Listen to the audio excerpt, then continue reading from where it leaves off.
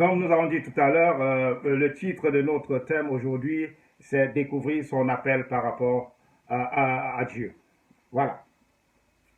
Je vais passer directement sur la parole et en vous invitant que si vous pouvez avoir, nous allons nous articuler. Je vais articuler sur 1 Corinthiens 12, versets 4 à 7 et Romains 12, versets 5 à 8.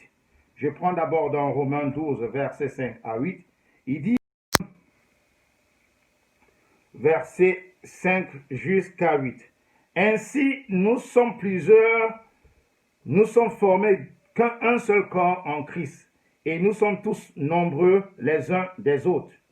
Et puis, nous avons des dons différents, selon la grâce qui nous a été accordée, que celui qui a le don de prophétie exerce selon l'analogie de la foi, que celui qui est appelé au ministère s'attache à son ministère, que celui qui enseigne s'attache à son enseignement, que celui qui exhorte à l'exhortation, que celui qui donne la face avec libéralité, que celui qui préside le fasse avec zèle, que celui qui pratique la miséricorde le fasse avec joie.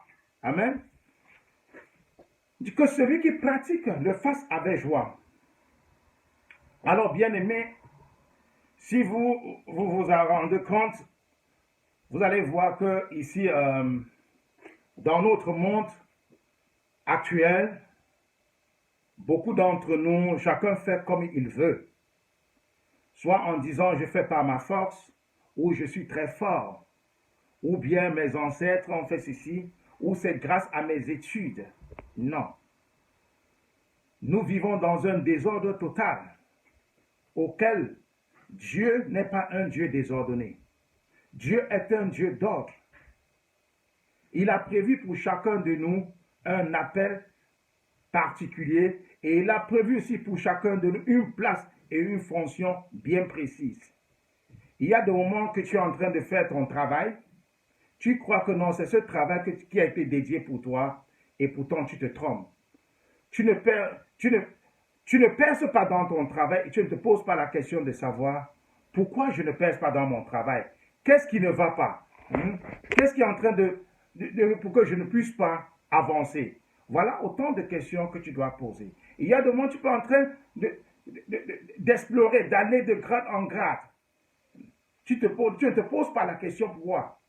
Mais tout à l'heure, notre sœur nous a fait comprendre. Pour découvrir ton appel, tu dois savoir ce que je suis en train de faire. Est-ce que c'est au bénéfice de la communauté? Est-ce que c'est au bénéfice des autres? Voilà la question primordiale, principale. Pas pour toi-même, mais pour les autres. Parce que Dieu nous dit, nous sommes partis, il nous envoie pour servir son peuple. C'est-à-dire servir les autres. C'est l'un des mots qui est là, qui entoure, que nous souffrons tous. Parce que beaucoup ne savent pas à quoi Dieu les appelle et ce qui les attend. Beaucoup ne savent pas. Pourquoi? Ce que Dieu attend d'eux. Qu'est-ce que Dieu attend de toi? En tant qu'être humain, une descendance de David, tu dois te poser la question, qu'est-ce que Dieu attend de moi? Oui, je suis venu, oui, je connais la date de mon naissance, ma mère a mis au monde, mais qu'est-ce que Dieu attend de moi? Je suis venu pourquoi? Si tu te poses cette question, et si tu lis ta Bible, tu vas te rendre compte que tu as un appel particulier, un don que Dieu t'a donné, et avec ce don, tu dois perfectionner, découvrir, développer ce don-là pour aider les autres. Parce que je suis sûr et certain que beaucoup d'entre nous ne sont pas à leur place. Beaucoup d'entre eux, ce qu'ils font là aujourd'hui, ce n'est pas la place qui les a été réservée. Je suis sûr et certain. Mais ils se contentent de leur position pour dire, ah, non, c'est ce que Dieu m'a donné. Non. Non. Pour que Dieu puisse te donner, pour que Dieu puisse te révéler, tu dois d'abord chercher. Tu dois d'abord chercher la face de Dieu pour découvrir ton appel. C'est pourquoi dans Matthieu, il a dit, cherchez et vous trouverez. Frappez et la porte l'on vous ouvrira. Demandez et l'on vous donnera. Celui qui cherche, trouve. Celui qui demande, reçoit. Et on ouvre la porte à celui-là qui frappe. Nous ne pouvons pas seulement nous contenter de notre position et dire que nous, c'est pas... Non, Dieu n'est pas comme ça. Dieu fait des illusions à des appels. Il y en a dont tu peux être appelé à être ministère, de faire le ministère de Dieu, mais sans le savoir. Tu peux être appelé à être un prophète sans le savoir. Tu peux être appelé à être enseignant sans le savoir. Mais quand tu cherches avec Dieu, Dieu va te le montrer. Donc mes frères et sœurs, il est temps ce matin que nous cherchions tous à savoir notre appel vis-à-vis de Dieu. Il est temps que chacun essaie de se poser la question, de savoir, est-ce que ce que j'exerce là est la profession que Dieu voudrait que j'exerce? Est-ce que ce que je suis en train de faire, de poser, est-ce que c'est ce que Dieu voudrait que je... Parce qu'il dit, regardez comment Dieu dit dans Jérémie, dit, avant que tu eusses formé dans le ventre de ta mère, je connaissais, et avant que tu fusses sorti de son sein, je t'avais consacré et je t'avais établi prophète des nations. Voilà ce qu'il dit à Jérémie. Il dit à Jérémie, donc avant que tu eusses formé dans le ventre de ta mère, je te connaissais. Et avant que tu fusses sorti de son sein, je t'avais consacré et je t'avais établi prophète des nations. Si Dieu dit cela à Jérémie, ça veut dire qu'il a aussi pour toi quelque chose. Donc si Dieu a dit, Jérémie a été créé pour un but précis, ceci voudrait que nous aussi, nous sommes créés avec un but bien précis. Parce que les gens, quand on commence en enfant, tu commences à développer les hormones, tu quittes de l'enfance jusqu'à l'adolescence. Dieu a un objectif pour toi. Mais pour découvrir, tu dois chercher la face de Dieu. Mais si vous vous rendez compte, beaucoup de gens se disent non, oh non. On a tendance de dire, si Dieu veut, il nous mettra ou il nous montrera et on verra comment élever et sa volonté va s'accomplir. Non. Non. Non. Dieu n'a pas besoin des gens qui sont passifs. Dieu n'a pas besoin des gens passifs. Il a besoin des gens actifs. Parce que les gens passifs, souvent, la volonté de Dieu ne s'accomplit pas automatiquement. La volonté de Dieu s'accomplit lorsque tu essaies de la chercher. Lorsqu'on est passif, c'est la volonté du diable qui s'accomplit dans notre vie. Il ne faut jamais être passif dans ta vie. Lorsque tu es passif, c'est la volonté du diable qui vient s'accomplir dans ta vie. Oui, tu dois être actif, tu dois être un enfant de Dieu.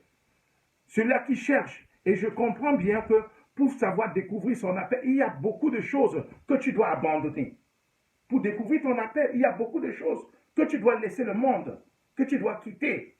Et c'est ces choses-là qui t'attachent ici, qui ne te permettent pas à découvrir ton appel. Donc cherche à te détacher de ton appel, de ça. Parce qu'il nous dit ici dans Corinthiens 1, 12, vers le 12 de 4 à 7, il nous dit ici, pour ce qui concerne les dons spirituels, je vais commencer avec verset 1, concerne les dons spirituels, je ne veux pas, frères, que vous soyez dans l'ignorance. Je ne veux pas, mes frères, que vous savez que lorsque vous étiez païens, vous laissez entraîner les idoles muettes, selon que vous étiez conduits. C'est pourquoi je vous déclare que nul, s'il ne parle par l'Esprit de Dieu, ne dit Jésus est anathème, et que nul ne peut dire Jésus est le Seigneur si ce n'est pas le Saint-Esprit. Nul ne peut le dire. Il y a des diversités de dons, mais le même esprit. Il y a des diversités de dons, mais nous avons un seul même esprit qui est notre souffle de vie. Diversité de ministères, même le même Seigneur. Il y a tellement de temps, mais nous prions un seul Dieu. Le même Seigneur. Diversité d'opérations, mais le même Dieu qui opère en tout. Le même Dieu qui opère en tout. Nous prions en langue. On vous dit, oui, les Bamileke ont pris en langue, les Tchadiens ont pris en leur langue, les Chinois en leur langue, mais on a un seul Dieu. Mais nous prions ce Dieu avec plusieurs langues. Quel est ce Dieu qui entend autant de langues? Personne ne peut nous dire combien de langues il y a dans ce monde, mais chacun prie par sa propre langue en adressant à qui? À un seul Dieu. Est-ce que nous pouvons imaginer en un seul instant, en une minute, combien le nom de Dieu, combien de fois le nom de Dieu est prononcé en plusieurs langues? Combien de fois le nom de Dieu est prononcé en plusieurs langues? Or, à chacun, la manifestation de l'Esprit est donnée pour l'utilité commune. La manifestation est donnée pour l'utilité commune. Donc, quand Dieu se manifeste en toi, c'est pour que tu puisses savoir comment utiliser ton appel au service des autres. Comment tu vas utiliser cela au service des autres? Tu peux recevoir l'appel de Dieu sans le savoir. Tu peux bien recevoir l'appel de Dieu sans le savoir. Mais ce que tu dois savoir, c'est que Dieu nous met à l'écart de certaines choses pour un but. Dieu nous met à l'écart de certaines choses. Et de moment tu passes des épreuves sans le savoir, en disant oui, il y a telle chose qui m'arrive, est-ce que c'est mon appel, est-ce que c'est ceci, est-ce que c'est cela? Ce n'est pas chaque épreuve de la vie qui est ton appel. Toutes les épreuves de la vie sont une occasion pour nous d'apprentissage. Toutes les épreuves de la vie qu'on nous voit, c'est une occasion d'apprentissage. Mais des situations vécues convergent souvent vers un plan plus grand que Dieu a établi pour toi. Vers un plan plus grand que Dieu a établi pour toi. Moi, avant d'arriver ici, par exemple, je vous dis, moi, j'avais fait plutôt l'informatique au Cameroun. Quand j'arrive ici, je fais encore dans l'informatique, je vais à l'université, j'essaie d'obtenir la licence maintenant en informatique, mais lorsque j'ai eu mon premier travail, 6 mois après, la compagnie était fermée. Et je me suis trouvé en train de faire soit de la sécurité, faire des travaux par-ci, par-là, mais un jour, Dieu m'a dit, tu n'es pas fait pour cela. Dieu, tu n'es pas fait pour cela. Et c'est pourquoi je me suis retrouvé dans la santé. Et plus loin, je suis allé maintenant encore à l'université, j'étudie maintenant le nursing, je fais maintenant dans la santé mentale, je me spécialise là-bas. Et je me suis retrouvé que non, c'était ça, d'être au service des autres sur le plan de la santé. Et quelques temps après la qualification, je travaille avec un enfant, je travaille avec un enfant qui a fait 14 ans. 14 ans dans la maison sans sortir. Le jour où je rencontre cet enfant, il s'est attaché de moi. Après 2 semaines thérapeutiques, l'enfant est sorti de sa maison. L'enfant est sorti de sa maison. Ça a été une explosion totale dans cette famille. Parce que ma grand-mère, elle m'a élevé, elle était infirme, et je m'occupais d'elle. Elle était infirme de 2 pieds, hein.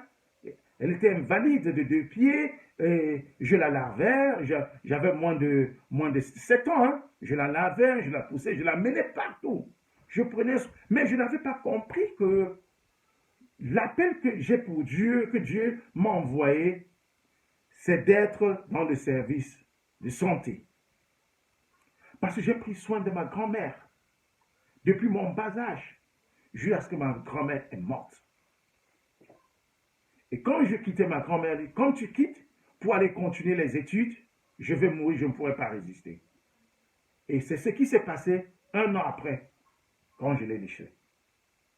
C'est ce qui s'est passé. Et c'est ce métier que je continue jusqu'à aujourd'hui, être au service, je n'avais pas compris. Mais Dieu m'a appelé, m'a montré ça d'une autre façon. Vous avez souvent des dons que le Seigneur vous envoie. Hier, j'ai découvert dans notre communauté beaucoup de gens. Hier, il y avait un événement footballistique hier, ici en Grande-Bretagne, qui couvrait beaucoup de gens. J'ai découvert beaucoup de gens qui avaient des talents, des journalistes, des reporters, des médecins, des arbitres que je ne connaissais pas. Ils étaient des talentueux. Il y a eu un incident qui s'est passé. Je vois les gens sortis de part et d'autre qui ont prouvé vraiment cet amour. Et tu sais pourquoi, comment Dieu, par sa force, propulse les gens vers leur destinée. Donc l'appel que tu peux avoir pour Dieu, ça se manifeste d'une autre façon, pas par ton entendement, mais par l'entendement de Dieu. Nous ne faisons rien par notre propre force. Mais beaucoup de gens se disent, non, je suis ceci, je suis cela.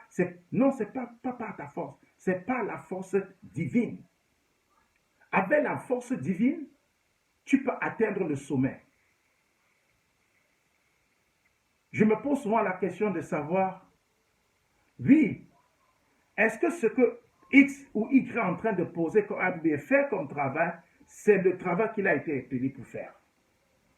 Est-ce que le quotidien qui passe, c'est ce qui a été prévu par Dieu? Tu dois te poser cette question. Parce que beaucoup, jusqu'à présent, ne savent pas leur propre appel. Beaucoup. Et nous vivons dans un monde qui est plein de désordre. Plein de désordre. C'est tout le monde qui veut être président. C'est tout le monde qui veut être ministre. C'est tout le monde qui veut être pasteur. C'est tout le monde qui veut être footballeur. C'est tout le monde qui veut être musicien, qui veut être reporter, journaliste. Mais non. Chacun de nous a un don particulier, a un appel particulier. Et pour découvrir ton appel, tu dois prier. Le Seigneur a dit, cherchez et vous trouverez. Demandez et l'on vous donnera. Frappez et l'on vous ouvrira.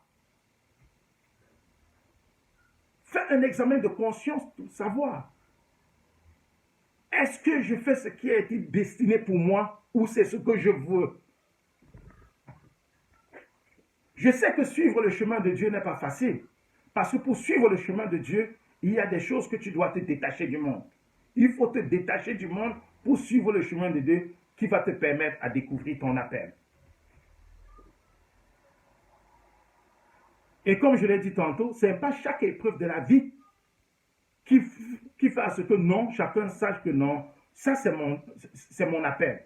Non. D'autres te disent non, je suis né pour souffrir, Dieu m'a envoyé pour faire ceci, pour prospérer. Non. Chaque épreuve de la vie nous donne un temps d'apprentissage. L'Éternel Dieu Tout-Puissant, quand il regarde, il dit que, bon, il est essentiel que tu découvres ton appel aujourd'hui, parce que Dieu nous dit cela. Dieu a dit encore, il dit à Jérémie, ne dis pas je suis trop jeune. Tu iras partout où je t'enverrai. Tu diras tout ce que je te commandais. N'aie pas peur des gens. En effet, je suis avec toi pour te délivrer. Voilà ce que le Seigneur m'a déclaré. Il déclare à qui? À Jérémie. Il dit, n'aie pas peur des gens. Tu iras partout où je t'enverrai. C'est le Seigneur qui envoie Jérémie. Hein? N'aie pas peur des gens. Pourquoi? Parce que le Seigneur est avec toi. Donc, lorsque tu découvres ton appel que Dieu, par Dieu, Dieu est avec toi. Lorsque tu découvres ton appel, tout ce que tu fais en mettant la force de Dieu au-dessus, il est avec toi. Il dit, partout où tu iras, je suis avec toi. Je t'enverrai. Et Jérémie a fait. C'est pas parce qu'elle ment. Donc, il ne se fait jamais tard, bien-aimé. Il ne se fait jamais tard. Quel que soit ton âge, tout ce que tu commences avec Jésus doit finir avec lui. Donc, je prie mon frère, ma soeur, que l'Esprit t'aide, toi qui me suis ce matin, à découvrir ton appel. Que l'Esprit t'aide à te consacrer, à découvrir ton appel. Un mécanicien va résoudre des problèmes mécaniques, un médecin va résoudre des problèmes de santé, un avocat va résoudre des problèmes juridiques, ainsi de suite, ainsi de suite. Et le dentiste va résoudre les problèmes des dents. Ah oui, le dentiste pourra résoudre les problèmes des dents. Le Seigneur n'a pas prévu une vie conditionnelle pour nous. Donc, il ne se sert de personne. Non. Il ne se sert de personne non préparée. Donc chacun doit se préparer. Il n'a pas une vie inconditionnelle, mais chacun doit se préparer. Nous devions avoir tous une sorte de service. Donc chacun doit passer un service militaire divin. Quand tu veux se découvrir, tu dois passer ce genre de service militaire divin. Ouais, quand l'armée veut aller en guerre, il se prépare. Chaque armée, on dit qu'il y a guerre. Chacun se prépare. Les munitions, tu prends les cartouches, tu te prépares, tu pries, tu fais ceci. Donc même toi, si tu veux découvrir ton rêve, tu dois faire un service militaire divin. Tu dois passer ce service militaire divin. Le service militaire divin, c'est quoi? C'est d'apprendre à suivre la voie de Dieu, écouter sa parole, mettre en pratique, être au service des autres. Être au service des autres. Et Dieu peut nous parler aussi par des songes. Lorsque tu suis sa voie, il avait parlé à Job, il a parlé à Joseph par des rêves. Ne jamais perdre ses sens. Il est nécessaire de comprendre comment le Seigneur, aussi tellement nécessaire comment Dieu peut nous faire sortir de notre monde ancien et nous mettre dans un monde nouveau. Il nous aide à nous faire sortir. Tu vis dans un monde tellement pervers, mais Dieu, si tu lui fais appel, il ne se fait jamais tard. C'est pourquoi il te dit, ne dis pas non, je suis tellement âgé aujourd'hui, je ne peux plus servir le Seigneur. Non. Ne dis pas, il se fait tard pour moi, je ne peux plus travailler. Non. Ne dis jamais, il ne se fait jamais tard. Il ne se fait jamais tard. Même un homme, même une femme, il ne se fait jamais tard d'enfanter. Il ne se fait jamais tard. Il ne se fait jamais tard. Il y a des moments, à chaque épreuve pour moi, j'apprends sur ça, à chaque épreuve. Pour moi, je traverse ces étapes. Parce que la vie, je la confronte au fur et à mesure, et je mets Dieu au service, au devant. Au moment où l'ennemi croit qu'il m'a renversé, c'est là où je propulse. Il veut m'anéantir, il me voit encore élevé de grade. Et c'est comme ça que la vie est. Parce que quoi, tu te mets à ce service militaire divin. Tu te confies à l'Esprit Saint. Tu dis, oh Seigneur, je suis ton fils. Tu as dit, si je m'accroche à toi, je ne serai jamais déçu. Parce que tu as dit, le Seigneur a dit, je t'ai envoyé. N'aie pas peur de personne, car je suis avec toi. Ah oui? Si toi qui es chrétien, tu crois à cela, tu t'accroches. Regardez, prenez l'exemple des gens qui s'attachent vraiment avec les féticheurs. Lorsque tu vas à l'examen, tu vois quelqu'un qui est là, qui n'a rien appris, il n'apprend pas, c'est parce qu'il est parti chez un marabout, on lui donne un bic, on a fétiché. Dans sa tête, il se dit non, en mettant le bic sur le papier, ça va écrire seul. Parce qu'il n'a pas appris. On l'a amené chez le marabout. Le marabout a traversé qu'avec ce bic. Il croit tellement à cela. Il croit tellement à cela. En oubliant qu'il apprend. Mais quand Dieu te dit, je t'ai envoyé, parce que tu as pris la peine à maîtriser sa parole, tu as pris la peine à faire sa lecture, maîtriser ses commandements, et le Saint-Esprit pénètre en toi et dit, je suis avec toi. Personne ne sera dans ton corps, à part le Saint-Esprit. Toute arme qui vient détruire ton corps, le Saint-Esprit sort le feu et détruit l'adversaire. Amen. C'est comme ça que Dieu se manifeste pour ceux-là qui ont reçu l'appel de Dieu. Voilà comment c'est comme ça. Donc, nous devions savoir, en quelque sorte, pour connaître notre appel, on doit apprendre à aimer Dieu plus que tout. Dieu doit être au centre de notre vie. Nous devions mettre Dieu au centre de notre vie. Lorsque tu présentes, tu mets Dieu, tu dis Seigneur, me voici, prends-moi, fais de moi ce que tu veux et non de ce que je veux. C'est comme ça que je présente ma demande au Seigneur à tout moment. Quand j'en ai besoin, Seigneur, fais de moi ce que tu veux. Hier, quelqu'un me dit, par contre, tu es toujours actif, arbitre, pasteur, ceci, médecin. Je dis, c'est ce que Dieu m'a appelé à faire. Nous devions, deuxièmement, apprendre à vivre dans l'abondance et dans l'humiliation. Dans Philippiens 4, le Seigneur lui dit, tu dois apprendre à vivre dans l'abondance et dans l'humiliation. À un certain moment, il est nécessaire de tout perdre quand tu veux gagner la volonté de ton Père. Tu te débarrasses, tu perds. Tu acceptes de perdre pour gagner plus. Parce que aussitôt que tu perds, c'est comme ça que la volonté de Dieu, tu reçois la bénédiction de Dieu parce qu'en ce moment, tu es en train de te détacher des choses mondaines. Ce qui te retenait sur cette terre, l'argent, la femme, l'amour, tout ce qui te retenait, qui n'est que mondain, c'est ainsi que tu décides. Je vais abandonner le monde. Le Seigneur a dit dans Matthieu, il a dit, toi qui me suis, je ferai de toi des pêcheurs d'hommes. Abandonne ton père, ta mère, ta femme, ta famille et prends ton suis-moi. Amen. Il a dit prends et suis-moi. Je ferai de toi qui des pêcheurs d'hommes.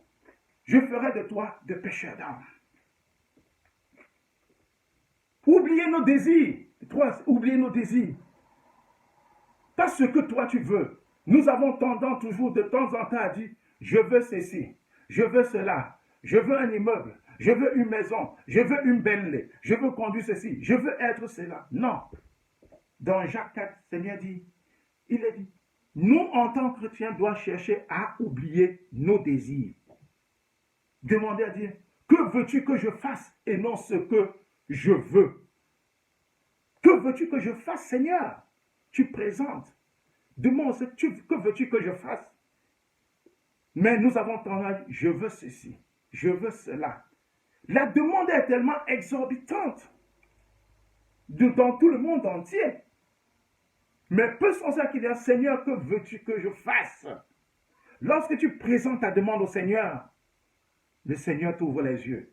Et tu vois que ça va se réaliser comme de rien du tout. Pape. C'est ce que l'être humain en a besoin. Il est toujours heurté. Heurté. Heurté. Heurté. Je vais vous donner un petit témoignage.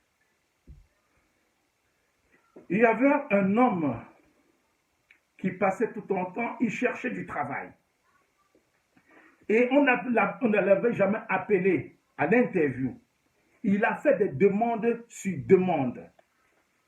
Un jour, on se rencontrait, on bavardait, on disait de tout et de rien. Il me dit, j'ai tellement cherché du travail que je suis fatigué.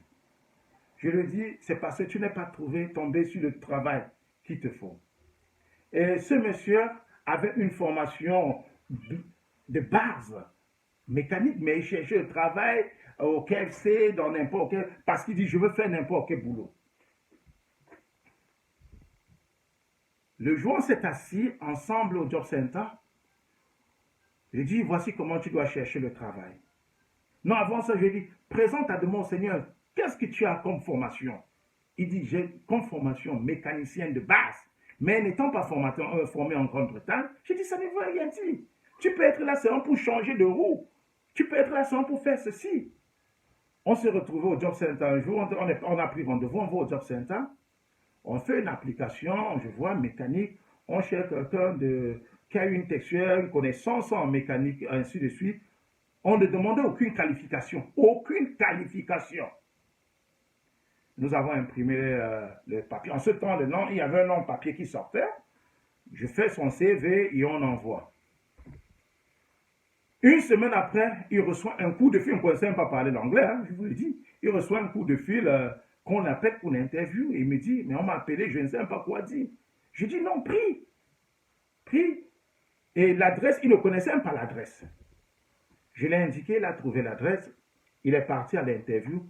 Il avait fait 5 minutes d'interview. 5 minutes. Et on lui a offert le travail.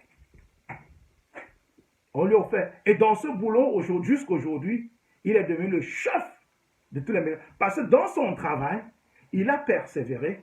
Il a compris que tout le travail les demandes qu'il était en train de faire, ce n'était pas la voie de Dieu. Il n'était pas appelé pour travailler au KFC. Il n'était pas appelé pour travailler au McDonald's. Et c'est la même chose qui s'est passée pour ma femme.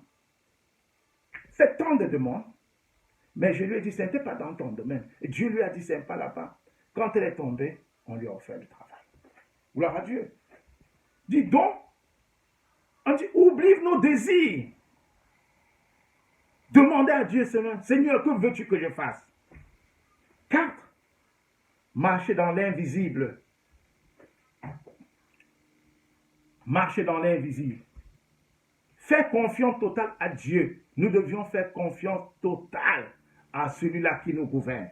Lorsqu'on parle de faire confiance, c'est parce qu'il y a certains chrétiens qui sont souvent sur ces ballottages entre la croyance divine et la croyance des pratiques de médecins ou quoi que ce soit là. Non, on dit fais confiance. Parce que la parole dit, je suis le Seigneur ton Dieu, tu n'auras pas d'autre Dieu que moi. Ça, c'est le tout premier. Je suis le Seigneur ton Dieu, tu n'auras pas d'autre Dieu que moi.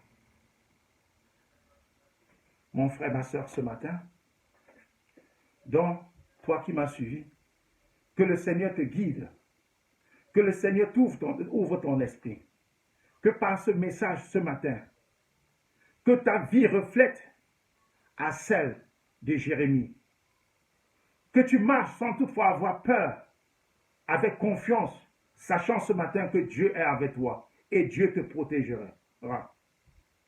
Sache que ce matin, ta vie ressemblera à celle d'Esther, qui a prié et a trouvé le chemin. Sache que ce matin, ta vie est celle de Job. Sache que ce matin, ta vie est celle de Joseph, qui a eu le songe. Bien-aimés, je vous invite tous à prier avec moi sur ce psaume, le psaume 23, ce psaume populaire qui nous permet et nous purifie. J'aime trop ce psaume 23. Avec ce psaume 23 pour clôturer, car le Seigneur, ce psaume 23, il dit, l'Éternel est mon berger, je ne manquerai de rien. Il me fait reposer dans de verts pâturages, il me dirige vers des eaux paisibles. Il restaure mon âme, il me conduit dans les sentiers de la justice. À cause de son nom, quand je marche dans la vallée de l'ombre de la mort, je ne crains aucun mal, car tu es avec moi. Ta houlette et ton bâton me rassurent. Tu dresses devant moi une table. En face de mes adversaires, tu indules ma tête et ma coupe déborde. Oui, le bonheur et la grâce m'accompagneront tous les jours de ma vie, et j'habiterai dans la maison de l'Éternel jusqu'à la fin de mes jours. Bien-aimé, le bonheur, la grâce t'accompagnera. Le bonheur, la grâce vont t'accompagner, mon frère, tous les jours de ta vie.